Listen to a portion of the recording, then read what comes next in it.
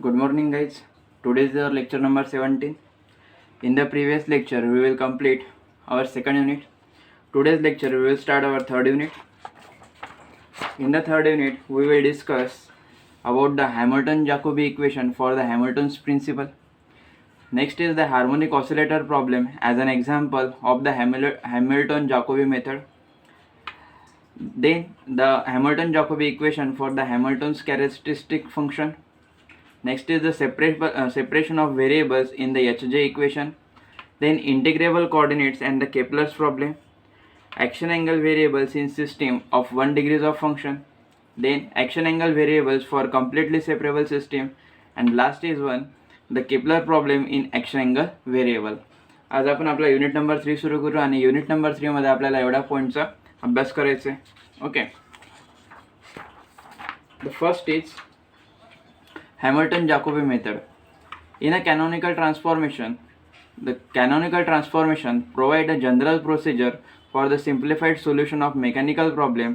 There are two ways of performing such a transformation. जे कॅनॉनिकल transformation आहे हे mechanical प्रॉब्लेमसाठी solution provide करते. Okay, त्यासोबतच आपल्याला काय सांगितलं आहे, जे कॅनॉनिकल ट्रान्सफॉर्मेशन आहे ते आपण दोन मेथडनी करू शकतो. मेथड 1 डिस्कस करू आपण आधी, त्यानंतर मेथड 2 डिस्कस करू. मेथड 1 मध्ये बघा, one way to obtain the solution of mechanical problem is to transform old set of coordinates into the new set of coordinates that are cyclics and consequently all the momenta are constant. First step काय तुमची इथे की old coordinate यांचं transformation करायचं तुम्हाला new कोऑर्डिनेटमध्ये, आणि new कोऑर्डिनेटमध्ये जे तुम्ही ट्रान्सफॉर्मेशन करते त्यातले जे सर्व कोऑर्डिनेट आहे ते कसे असायला पाहिजे, सायक्लिक असायला पाहिजे आणि मोमेंटा कॉन्स्टंट असायला पाहिजे. Then the new equation of motion are integrated to find the solution and the say is adapted and this way is adapted when the Hamilton is conserved. काय म्हणते त्यानंतर नेक्स्ट स्टेपमध्ये जर आपल्याला सोल्युशन जर find out करायचं असेल तर जे इक्वेशन आहे ओल्ड टू न्यू कोऑर्डिनेटमध्ये ट्रान्सफॉर्म केल्यानंतर जे इक्वेशन आहे त्या इक्वेशनला जस्ट इंटिग्रेट जर केलं आपण तर आपल्याला सोल्युशन मिळून जाईल मेकॅनिकल प्रॉब्लेमचं.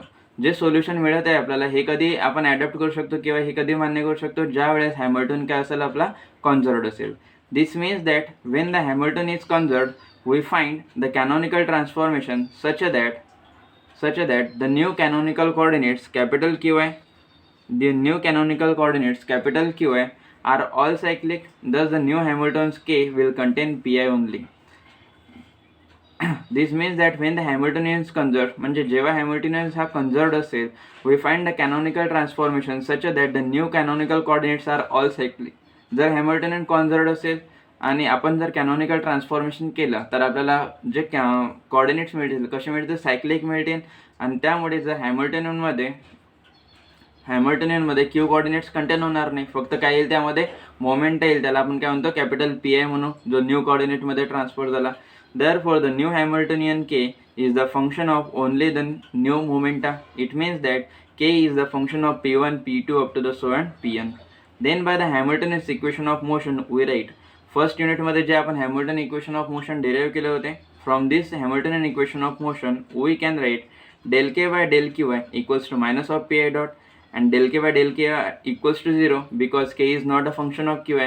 Therefore त्याचा जो पार्शियल डेरिव्हेटिव्ह आहे K चा विथ रिस्पेक्ट टू Qy काय मिळेल आपल्याला 0 मिळेल, म्हणजे 0 equals to minus of Pi dot.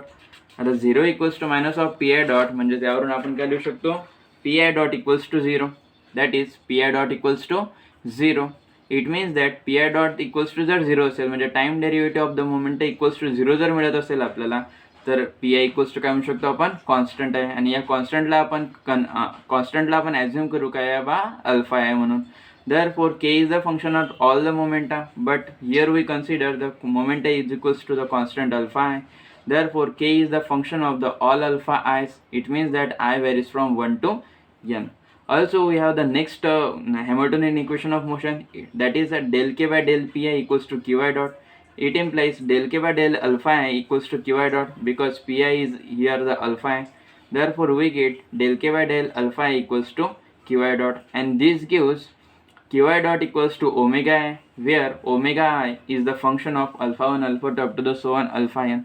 If we integrate this equation we get Qy equals to omega I into t plus beta I dot. beta I, and this is our equation number 1, where beta I are the constant of integration and determined by the initial conditions.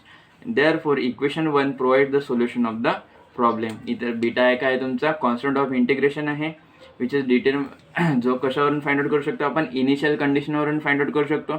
आणि जे equation 1 आहे तुमचं, हे equation 1 काय provide करते तुम्हाला, solution of problem provide करते, solution provide करते तुम्हाला मेकॅनिकल प्रॉब्लेमचा. ओके, मेथड आता आपण मेथड 1 डिस्कस केली, मेथड 2 डिस्कस करू आपण. Okay, method 2. Another way to obtain the solution is to such a canonical transformation from coordinates and momenta qp at time t to new set of constant quantities which may be 2n initial values q0 p0 at time t equals to 0. Second वेगमध्ये काय म्हणते, जे आपल्याला कॅनॉनिकल transformation find out करायचं आहे, जे आपल्याला solution of the canonical transformation find out करायचं आहे from the coordinate and moment आहे, कसं फाइंड आउट करू आपण, इनिशियल कंडिशनवरून फाइंड आउट करू म्हणते. Thus the transformation equation will therefore be, तर आपल्याला ट्रान्सफॉर्मेशन इक्वेशन काय मिळेल, q is the function of q0 p0 and t and p is the function of q0 p0 and t. Since this equation of transformation gives the value of q and p in terms of their initial values q0 and p0 at t equals to 0 and they are then the desired solution of the mechanical system. हे जे transformation आहे आपल्याला Q आणि पीच्या value देत आहे at initial level, that is the Q naught and P naught at time T equals to 0, आणि तेच काय देत आहे आपल्याला, सोल्युशन देत आहे of the mechanical system or the mechanical problem. Thus the greatest advantage of such a transformation is that we doubly benefited, that is in obtaining the transformation equation we arrive at the solution as well. It means that आपल्यासाठी एक advantage असा आहे इथे, जसं आपण कॅनॉनिकल transformation perform करू त्याचसोबतच आपल्याला जो मेकॅनिकल प्रॉब्लेम आहे त्याचं सोल्युशन पण आपल्याला इथे मिळून जाते. This way is due to the Jacobi and the Jacobi way is a transformation as well as the method itself. हे कशामुळे मिळत आहे आपल्याला, जॅकोबी मिळत आहे, आणि जॅकोबी काय एक सोबत मेथड पण आहे आणि ट्रान्सफॉर्मेशन आहे. That is, in it we do not first transform and then apply the Hamiltonian equation of motion, but while performing the transformation we arrive at the result as well. म्हणजेच आपण काय करतो, solution find out करायसाठी आधी transformation करत होतो, त्यानंतर Hamilton equation of motion apply करत होतो. पण मेथड 2 मध्ये जसं आपण ट्रान्सफॉर्मेशन करू त्यासोबतच आपल्याला काय मिळत असेल, रिझल्ट मिळत असेल किंवा सोल्युशन मिळत असेल असं आपण म्हणू शकतो. ओके, इथे आता आपण आधी एक थेरम बघू. Okay, theorem. The Hamilton principal function is a generator of canonical transformation, CT म्हणजे canonical transformation to constant coordinate and momentum. Hamilton principal function काय म्हणते, म्हणजेच HPF म्हणू आपण याला, काय म्हणू आपण याला, HPF म्हणू. हॅमिल्टन प्रिन्सिपल फंक्शन हा जनरेटर आहे म्हणते तुमच्या कॅनॉनिकल ट्रान्सफॉर्मेशनचा, ज्यामध्ये कॉन्स्टंट कोऑर्डिनेट आणि मोमेंट आहे, हे आपल्याला शो करायचं आहे. Let consider the H J equation is given by. आता जे हॅमिल्टन जॅकोबी इक्वेशन आहे हे आपण डिराईव्ह केलेलं आहे, नोट्समध्ये तुम्हाला मिळून जाईल. ओके, तर हॅमिल्टन जे इक्वेशन आहे हे आहे आपल्याकडे, H is the function of Q del F by del Q आहे and T plus del F by del T equals to 0. This is our equation number 1. Equation number 1ला काय म्हणायचं तुम्हाला, Hamilton Jacobi equation of motion, Hamilton Jacobi equation. Okay, which is the partial differential equation in n + 1 variable q1 q2 q3 up to the q1 and T. आता H किती कशाचं function आहे, Q and टीचं function आहे. Q हा n पर्यंत आहे म्हणजेच n, आणि टी हा एक टाईमच आहे म्हणजे 1, म्हणजे n + 1 व्हेरिएबलचं फंक्शन आहे कोणतं, तुमचा Hamiltonian. Which is the partial differential equation in n + 1 variable, that is a q1 q2 up to so on qn and T. Hence its complete solution must contain n + 1 constant of integration, say α1 α2 up to the so on alpha n + 1. आता हा partial derivative आहे तुमचं n + 1 व्हेरिएबलचा, partial derivative n + 1 व्हेरिएबलचा आहे, म्हणजे तिथे integration of constant पण किती मिळाला पाहिजे आपल्याला, n + 1 कॉन्स्टंट ऑफ इंटिग्रेशन मिळाला पाहिजे. आणि ते n + 1 कॉन्स्टंट ऑफ इंटिग्रेशनला आपण इथे डिनोट करतोय α1 α2 up to the so on alpha n + 1 ने. If we integrate the equation number 1 to obtain the solution yes and the Hamilton principal function, then it will nearly provide dependence and old coordinates and time t. जे आपण solution find out करणार आहे आपण equation number 1चं, त्याला आपण काय म्हणतो इथे, यस म्हणतोय. S is the Hamilton principal function. It means that solution of the equation number 1 it nearly provided dependents जे सोल्युशन मिळेल हे कशावर डिपेंड राहील, तुमचं ओल्ड कोऑर्डिनेटवरतीच डिपेंड राहील. It will not clear from the solution as to show new momenta P I appears in S. म्हणजे हे क्लिअर नाही होत की जे सोल्युशन फाइंड आउट करणार आहे त्यामध्ये आपल्याला न्यू मोमेंटा प्रेझेंट राहील की ॲब्सेंट राहील. Okay. Moreover, if S is some solution of equation number 1, then S plus alpha must also be a solution of any constant alpha. जर S काय असेल तुमचा सोल्युशन असेल इक्वेशन नंबर 1चा, तर S plus alpha पण काय असेल तुमचा सोल्युशनच असेल. ओके. S प्लस अल्फा पण तुमचा सोल्युशनच असेल ज्यामध्ये काय अल्फा कॉन्स्टंट आहे. Thus one of the n+1 constant of integration must be added to constant to S. तर जो n+1 जे कॉन्स्टंट होते आपल्याला कॉन्स्टंट ऑफ इंटिग्रेशन त्यामधला एक जो कॉन्स्टंट आहे तो आपण S सोबत ॲड केलेला आहे. बट सिन्स दिस, तर आपल्याला काय मिळेल, since this additive constant have no effect in transformation. जो आपण एक कॉन्स्टंट ॲड केला S सोबत त्यामुळे ट्रान्सफॉर्मेशनवरती कॅनॉनिकल ट्रान्सफॉर्मेशनवरती काही फरक पडणार नाही. We take S to be involving only n constant. आता n+1 मधून एक कॉन्स्टंट जर आपण S सोबत ॲड करत आहे तर मग आपल्याकडे शिल्लक किती राहील, integrating constant α1 to α_n. Hence the complete solution S of equation number 1 can be written as S is the solution of S which is a function of q1 q2 up to the q1, that is the coordinate, and α1 α2 up to so on αn and t, and this is our equation number 2 where all the constants are independent. जे सर्वच्या सर्व constant independent आहे. We choose this constant to be a new momentum. आपण काय करू, जे constant आहे आपल्याकडे इंटिग्रेटिंग कॉन्स्टंट त्या कॉन्स्टंटला आपण न्यू मोमेंटा म्हणू. ओके. काय म्हणू आपण त्याला, न्यू मोमेंटा म्हणू. म्हणजेच आपल्याला काय मिळेल, that is the capital P I equals to alpha I where I varies from 1 to up to the so on n, and this is our equation number 3. Therefore the n transformation equation can be written as, जे जर आपण generating function F2 जर consider केला तर F2 फंक्शनसाठी जे transformation equation आहे ते काय मिळतं आपल्याला, small P I equals to del S upon del Q I which is a function of Q I alpha N T, and capital Q I equals to del S upon del P I which is that is del s upon del alpha I, because pi is the alpha I, that is the integrating constant. Del s upon del alpha I, which is a function of qi alpha and t. This is our equation number 4 and equation number 5. Now equation number 4 our n equation हे कशावरून लिहिलं आहे आपण, हे लिहिलं आहे आपण generating function F2 वरून, जे आपण कुठे बघितलंय, युनिट नंबर 1 मध्ये बघितलंय. Now equation 4 are n equation containing a n number of alphas in terms of initial values q0, p0 and t0. आणि ते इक्वेशन नंबर 4 जो आहे n इक्वेशन कंटेन करते नंबर ऑफ अल्फाज in terms of initial values p0, q0 आणि t0. जे equation number 4 आहे, ठीक आहे. तर हा equation number 4 n equation contain करते, okay, in terms of p0, q0 आणि t0. Hence alphas can be determine in terms of q0 आणि p0. त्यामुळे जे अल्फा आयज आहेत आपले α1, α2 up to the so on alpha N, म्हणजे जे इंटिग्रेटिंग कॉन्स्टंट आहेत त्या आपण कशावरून डिटरमाइन करू शकतो, इनिशियल व्हॅल्यूवरून डिटरमाइन करू शकतो. आणि त्या इनिशियल व्हॅल्यू कोणत्या, q0 आणि p0, म्हणजे coordinate at t equals to 0 and moment at t equals to 0. Since qi equals to constant, then from equation number 5 we can write beta equals to del S upon del alpha. Q काय आहे आपला, Q I जर असेल तर beta I काय असतो, तिथे आपला कॉन्स्टंट ऑफ इंटिग्रेशन असतो. तर बीटा आय इक्वल्स टू मिळेल आपल्याला del S upon del alpha I which is a function of Q I alpha and T, and this is our equation number 6. Okay. Also equation number 6 can be solve for Q I giving Q I is the function of alpha I beta and T. Equation number 6 जर आपण solve केलं आपल्याला मिळेल Q I equals to Q I is a function of alpha I beta I and T, which solves the problem where alpha and beta are known at time t equals to 0 in terms of initial value of pi and qi. Hence the Hamilton principal function is a generator of the canonical transformation into a constant coordinate and momenta. हे काय show करते आपल्याला, जो Hamilton principal function आहे हे काय generator आहे तुमच्या कॅनॉनिकल ट्रान्सफॉर्मेशनचा into constant coordinate and momenta, ज्यामध्ये कोऑर्डिनेट कसा आहे तुमचा कॉन्स्टंट आहे आणि मोमेंटा असतो.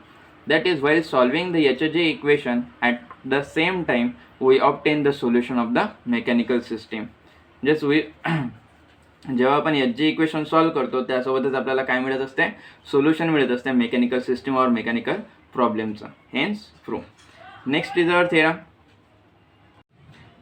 Our second theorem. The statement of the second theorem is the Hamilton's principal function differs at most from the indefinite time integral of the Lagrangian only by constant. म्हणजेच काय म्हणायचं याला, जो हॅमिल्टन प्रिन्सिपल फंक्शनचं सोल्युशन आहे हे differs म्हणजे वेगळं आहे थोडंसं indefinite line integral of the Lagrangian only by constant. थोड्याशा कॉन्स्टंटमुळे काय आहे सोल्युशन आणि जे indefinite line integral of Lagrangian आहे हे थोडेसे डिफरंट आहे. It means that here we have to show that the HPF that is the Hamilton principal function is equals to the line integral of the Lagrangian with respect to time plus constant. Okay, let's consider the HPF that is the Hamilton principal function, which is a function of coordinate, momenta and time t. Okay, it means that S is a function of q, alpha and t, where new momenta t are the constant, and that is p equals to constant. Where new momenta alpha are constant, it means that where new momenta alpha are constant, it means that p is equals to constant.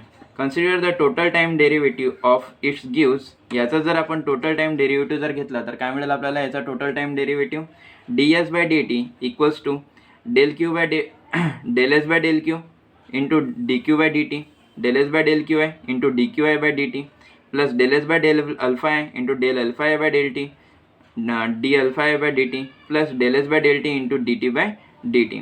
D Q by D T याला कसं लिहू शकतो आपण, Q I dot लिहू शकतो.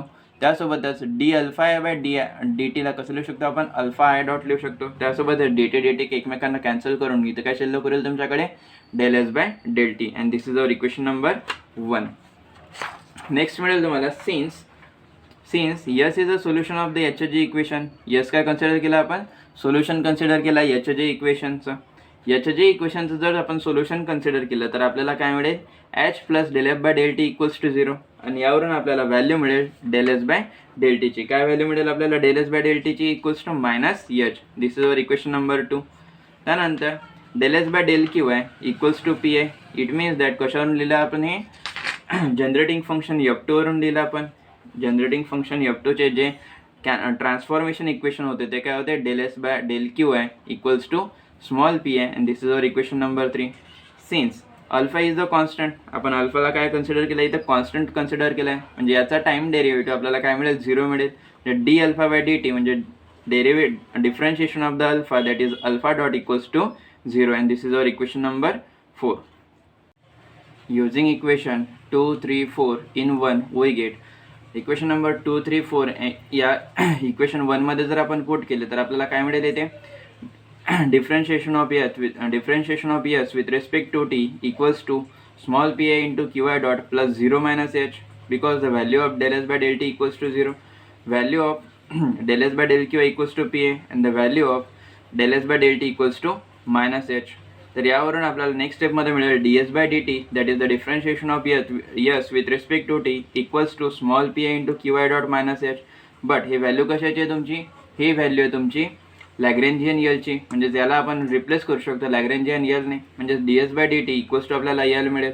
But याचं जर आपण इंटिग्रेशन जर घेतलं तर आपल्याला काय मिळेल, S equals to integration of L into D T plus constant.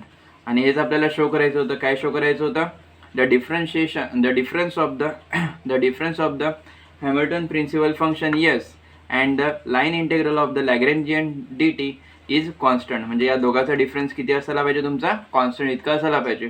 तर या दोघांचा जर डिफरन्स घेतला तुम्ही तर काय मिळतं तुम्हाला, कॉन्स्टंट मिळतं. म्हणजेच S minus integration of L into D T equals to काय मिळतं तुम्हाला, कॉन्स्टंट मिळते. आणि हेच आपल्याला शो करायचं होतं, हेन्स प्रूव्ह. ओके, आजचं आपण इथं लेक्चर थांबवून देऊ. थँक्यू.